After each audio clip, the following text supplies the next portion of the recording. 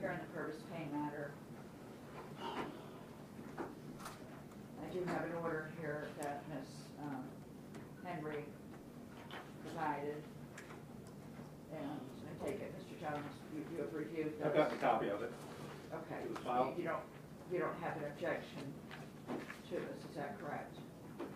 Just that it's not necessary, but you've stated the state's position in it, so. Okay, I'm sorry, you don't think it's necessary? Yes, well, we just need to do the judgment sheets. But since Your Honor is reserving an issue of it, then, and that's explained here, and the state doesn't have an objection.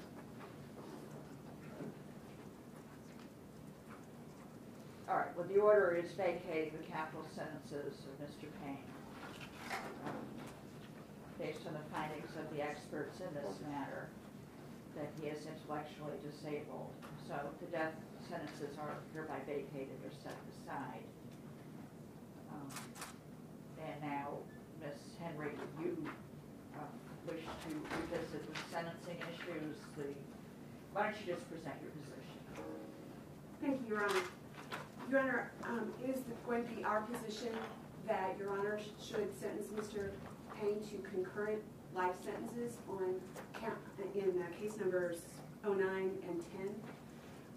Your Honor, I've conducted some additional research and I will provide briefing, but I would initially direct the court to the ruling of the Gibson County case, State versus Ronald Cawthorn. Last name is spelled C-A-U-T-H-E-R-N. That case was a 1987 case where Mr. Cawthorn received 2 consecutive death sentences, consecutive to 2 non-capital counts that were found. His case was, the death sentences were vacated and the case was remanded for sentencing to the Gibson County Court. That court held a hearing in 2016 and found that TCA 40-35-117 made the Sentencing Reform Act applicable to the resentencing in his case, and that's found at 40-35-115. There is a presumption of concurrent sentences under the law of Tennessee, and there is a presumption that, or there's actually, it's mandatory that sentences be run concurrent unless one of the so-called gray factors, which were codified in 40-35-115, are found. It will be our position that none of those factors apply to Mr. Payne. We will present proof on December 13th as to the only arguably, there are 8 factors, there's only one that could potentially apply, and that's dangerous offender. And we will present evidence and testimony that Mr. Payne is not a dangerous offender, and that in fact for 34 years he has been without, his record is without blemish, and he is a person who is amenable to potentially one day reaching parole. I do not mean to presume in any way, shape, or form what this court will do in terms of running the sentences concurrent or consecutive. We were in the court briefly on Friday to discuss this matter, and I believe Mr. Jones indicated that he believed that it was law of the case, that the court didn't have any jurisdiction but to sentence Mr. Payne to 2 consecutive life sentences. The Cawthorn case rebuts that argument, as well as the case of State versus Sledge, which is found at 2003 Westlaw 57313, a Court of Criminal Appeals opinion from 2003, where the Court of Criminal Appeals specifically held that the law of the case doctrine is not a constitutional mandate nor a limitation on the power of the court. Rather, it is a long-standing discretionary rule of judicial practice. We will argue, as the judge in the Cawthorn case did, that this court's discretion in this matter should be exercised to sentence Mr. Payne to concurrent sentences because, in fact, there's new evidence. And that's one of the things that the Sledge court looked at, is whether there's new evidence on the issue of concurrent versus consecutive. And that Sledge case was out of Shelby County. Yes, ma'am. It's a Shelby County case. What's the first name of Sledge? Fred Sledge. I believe Your Honor's familiar with the cases. I believe I am, yes, too. I believe I was the defense lawyer in that case. Yes, ma'am. Yes, ma'am. And though Mr. Sledge was not successful, the court did specifically note that the matter of law of the case is a discretionary one, not a mandatory one. So there's no collateral estoppel that prevents this court from considering concurrent versus consecutive sentencing, and that's what the court in Cawthorn found. I would note that the Tennessee State Attorney General did not appeal the sentence in Cawthorn, which in and of itself is an indication that they believe that the Coffin decision was correct, because we know from the recent case of Wali Abdur Rahman, spelled ABDUR''RAHMAN, that when the State Attorney General is not happy with a court decision on sentencing, they know how to take an appeal to the Court of Criminal Appeals. They did not appeal that case. It was 2016, and that's case number 13762, Coffin versus State, Gibson County, out of Trenton, Tennessee. And I'll provide a copy of the transcript of my legal briefing. But, Your Honor, I believe there's ample reason to believe that the court does have authority for concurrent sentencing here, and we will also cite to the court, Tennessee Rule of Criminal Procedure 32. As to judgment, Rule 32C1 says that the counts must run concurrent unless one of the grave factors is found. I would also say that under 4035-115, subsection D, the state legislature has found a presumption of concurrent sentences, and that sentences must run concurrent unless one of those grave factors is found to have existed. I would also note that 4035-115 was recently amended this term by the Tennessee State Legislature, and they left the presumption of concurrence in the statute. So that is the policy of the state of Tennessee, and we will present evidence on December 13th that Mr. Payne deserves concurrent sentencing. Mr. Jones, did you want to respond? Your Honor, I understood Your Honor's ruling last week, I believe it was Friday, that today was going to be for the order that Your Honor has entered already. And there was an indication the defense would file their motion at some point in the future. The state will respond to that when it's filed. And I submit a state position is clear. Your Honor does not have discretion. That it is law of the case, it's res judicata. The statute and the intellectual disability challenge does not reopen or affect the concurrent consecutive nature of the sentences imposed in this case on all the convictions. And the state will respond to their motion when they file it. I would respectfully request, as far as that Your Honor rule on that motion, so the state is aware whether or not there will in fact be an evidentiary hearing at some point in the future, including on the 13th, if that's Your Honor's intention. I don't want to prepare for a hearing without Your Honor's ruling. In the event Your Honor rules that there's not a hearing, there's no need to coordinate all the witnesses and approve. So the state's request would be that Your Honor rules, and I understood that the 13th was going to be for Your Honor to rule on that issue. And so the state requests that there be a ruling before we have an evidentiary hearing, so there's time to prepare. If in the event there is an evidentiary hearing, there's time to prepare for that. Well, as we talked about Friday, you advised the court there are not any judgment sheets in the jacket for some reason on the death penalty sentences. Correct, just the record. So, and those would have to be entered, given Your Honor's ruling that's in the record today. The state has those and already concurrent with,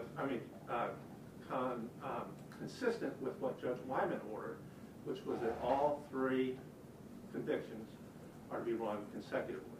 I've got the judgment sheets right here. you have what right there? The judgment sheets.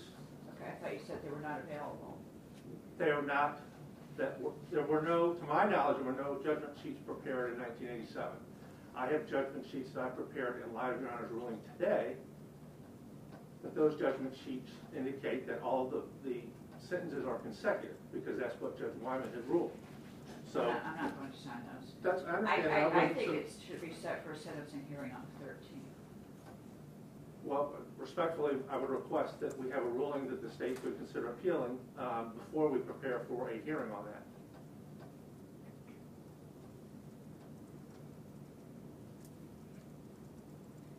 Right. When can you have your motion ready? I can have it to Your Honor by the close of business tomorrow. Well, I won't be working tomorrow. We're on a, it's not funny, but it sort of is, where not all of us work as hard as you do, Miss Kelly, Miss Henry, I'm sorry. You file it and you respond. How about that? And I will get a ruling as promptly as I can.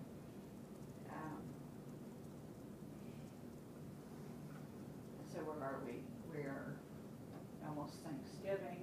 Look at the calendar here. When can you have your response, Mr. Jones? Judge, I don't know, I haven't seen her motion, I don't know. I what- understand, what I but want. she's just set out. Right. A lot here, obviously on the sentencing, but, so she's saying she'll have her filing tomorrow, which is the 24th. Can you have it in a week? I believe that will be no problem, Judge. Okay, so that's the first, Okay. right? Then I can have my ruling, I'd say, by the 8th. And if I grant the sentencing hearing, then that would be on the 13th. For an evidentiary hearing, I'm not sure that would give the state enough time to issue Well, subpoenas if that's Get necessary. ready, because I'm inclined to grant the sentencing hearing. I'll tell you that right now. You've got a couple of weeks now.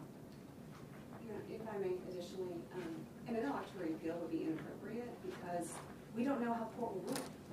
And so it would be inappropriate for the state to take an interlocutory appeal because the court could rule at the sentencing hearing and agree with the state to run the sentences consecutive. So there would be no standing, whatever that doctrine is. There would be no, what's the rule? There's no issue for the Court of Appeals to consider. The issue will come to me. But Your Honor, I neglected to mention previously with respect to Rule 32, so if Mr. Jones is thinking as I'm writing, there is no judgment. And because there is a minimus, and that's it. A minimus, I have to look up. It is a writ of confinement. There is no judgment on the murder cases. And so the minimus itself simply says that he shall be sentenced to death by electrocution and does not mention concurrent or consecutive. The judgment on the face of it with respect to the aggravated assault does use the words consecutive, but does not say consecutive to what. So there are a number of problems with the way that is worded, but Rule 32 says the judgment rule, it takes control. So we'll have a number of arguments, and I'll articulate those in my motion, but since we're all here today, and it is a little bit rushed, I thought I would go ahead and put that out on the record. Yeah, I mean, I'll sign the life sentences judgment sheets, but I'm not going to put concurrent or consecutive at this time. So that's where we are. I think, I think Mr. Payne is entitled to a sentencing hearing regarding that issue. And that's where I am right now. But, Ms. Henry will file her motion. I understand from what you said Friday that, and you can repeat it because you have the transcript, I don't, but something to the effect of Jim Gartz, the defense lawyer in 1987, asked Judge Weinman, so the criminal attempt murder is to be served consecutively to the death penalty, and Judge Weinman said yes. I have the transcript, Your Honor. Okay, well, go ahead and read it.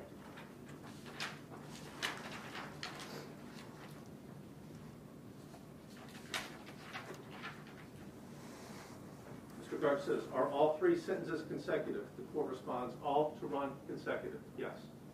That was the extent of it. Yes. They're consecutive. Okay. I mean, there's more to the transcript, but that's as to whether it runs consecutive to the homicide convictions. It was very clear that Judge Weinman says, yes, they do. That was the extent of the hearing. No. There was a whole hearing. All right, Mr. Jones, I don't have access to that. I'm sure Sure. if we have a sentencing hearing, I will have access to all of whatever went on 34 years ago.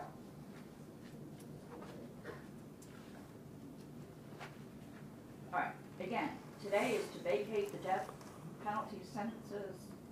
We're jumping way ahead. I'm just indicating I'm certainly open to a new sentencing hearing. That's all. So we jumped way ahead. Yes, sir. All right, so you're saying you say you can have this filed by the end of business tomorrow. Mr. Jones will file his response by December 1st, and I will have a ruling December 8th. All right, thank you very much. Thank you, Your Honor. All right, anything else? Nothing, Your Honor. Thank you. No, Your Honor. Court stands at recess for a second. Stand at recess. Court stands at recess.